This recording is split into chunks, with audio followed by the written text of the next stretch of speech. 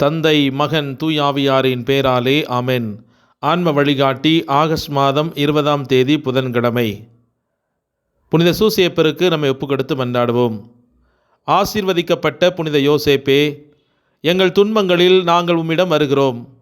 உமது மகா பரிசுத்த துணைவரின் உதவியை மன்றாடிய நாங்கள் உமது ஆதரவையும் நம்பிக்கையுடன் வேண்டிக் கொள்கிறோம்.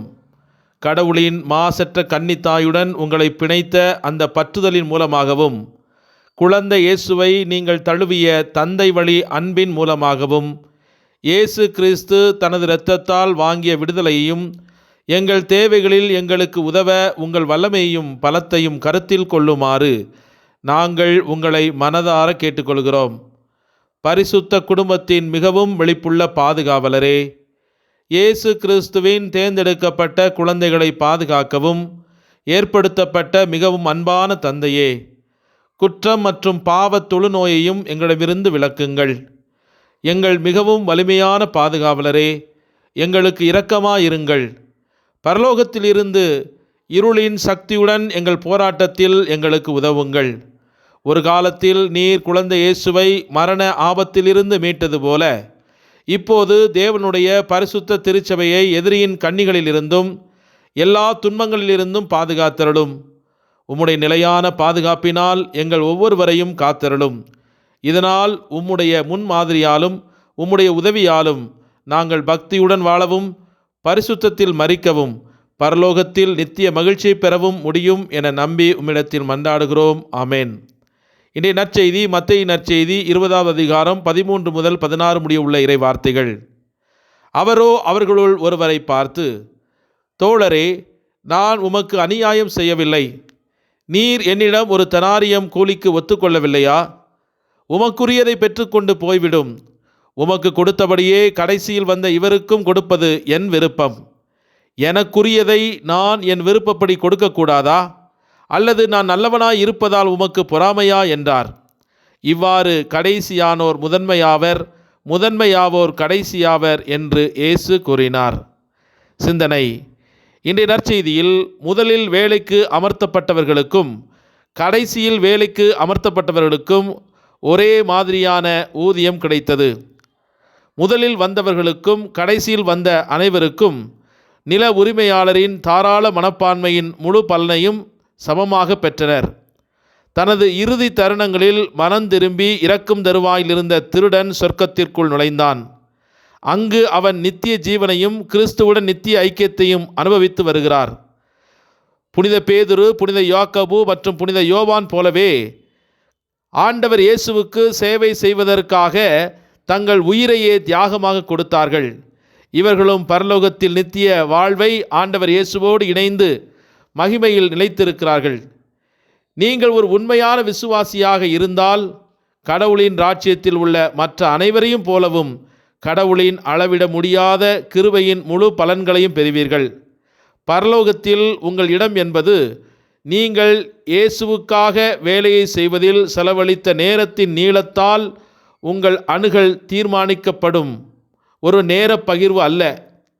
மீட்பின் ஆசீர்வாதங்கள் ஒருவரின் தனிப்பட்ட சாதனைகளின் அடிப்படையில் ஒதுக்கப்படுவதில்லை. மன்னிப்பு என்பது நமது நல்ல செயல்களை நமது பாவங்களுடன் ஒப்பிட்டு பார்ப்பதன் மூலம் அளவிடப்படுவதில்லை. அல்லது நாம் நீண்ட காலமாகவோ அல்லது மிக மோசமாகவோ பாவம் செய்திருந்தால் அது ஓரளவு தடுக்கப்படுவதும் இல்லை.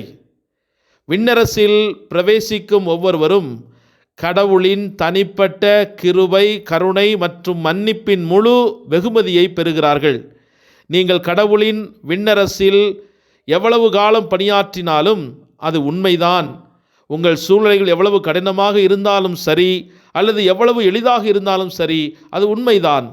உங்கள் சேவை மிக குறைவாக இருந்தாலும் சரி அல்லது அதிகபட்சமாக இருந்தாலும் சரி, நீங்கள் வாழ்க்கையின் முதன்மையான காலத்தில் ஒரு புனிதராக இருந்தாலும் அது அமைதியான வாழ்க்கை வாழ்ந்து முதுமையில் இருந்தாலும் சரி, ஒரு ஒழுக்கக்கேடான வாழ்க்கையின் முடிவில் தங்கள் பாவங்களுக்காக உண்மையிலேயே மனம் திரும்புவர்களாக இருந்தாலும் சரி, இவர்கள் அனைவருமே ஒன்றாக இறைவனின் அரசுக்குள் அனுமதிக்கப்படுவது கிறிஸ்துவின் விலைமதிப்பில்லாத இரக்கத்தினாலும் அருளினாலும் மன்னிப்பினாலும் மட்டுமே. இது நமது பார்வையில் சில நேரம் ஏற்றத்தாழ்வை போல அல்லது தனிப்பட்ட சலுகைகளைப் போல நமக்கு தோன்றினாலும் விண்ணரசு என்பது நம்முடைய தகுதிக்கும் நம்முடைய திறமைக்கும் அப்பாற்பட்ட ஒரு விண்ணக பரிசு. அதனுள் நுழைவதே மிக அரிதானது. அது கடவுளால் நமக்கும் நம்மோடு இணைந்திருக்கிற அத்துணை மக்களுக்கும் அவர் கொடுக்கிறார். ஆகவே கடவுளின் இரக்கத்தை நன்றியோடு இன்று நினைத்து அவருடைய விண்ணக மாண்பில் நாம் ஒவ்வொருவரும் விரைவாக இணைந்து அவருடைய ராஜ்யத்திற்காக உழைக்க இறையருள் வேண்டி மன்றாடுவோம். ஜெபிப்போமாக. எங்கள் மீட்பின் அரணான இயேசுவே, உம்மை நன்றியோடு போற்றி துதித்து ஆராதிக்கிறோம். உமது மேலான அன்புக்காக, இரக்கத்திற்காக, அருளுக்காக உமக்கு நன்றி செலுத்துகிறோம். கடவுளுக்கு அஞ்சி வாழ்வோரை சுற்றி அவருடைய காவல் தூதர்கள் சூழ்ந்து நின்று பாதுகாப்பார்கள் என்று நாங்கள் விவிலியத்தில் வாசிப்பதைப் போல எங்கள் வாழ்வின் கடினமான பாதைகளை கடக்கும் வேளையிலே நீரே உம்முடைய தூதர்களை எங்களுக்கு முன்பாக அனுப்பி எந்த ஆபத்துக்களும் விபத்துக்களும் சோதனைகளும் வேதனைகளும் ஏற்படாமல் பாதுகாத்தருளும். ஆண்டவரை நோக்கி பார்த்தோர் மகிழ்ச்சியால் மிளிர்ந்தனர், அவர்கள் வெட்கத்திற்கு உள்ளாகவில்லை என்ற இறைவார்த்தைக்கு ஏற்ப உம்மை நோக்கி பார்க்கும் எங்களை அவமானம் அடையாதபடி பாதுகாத்தருளும்.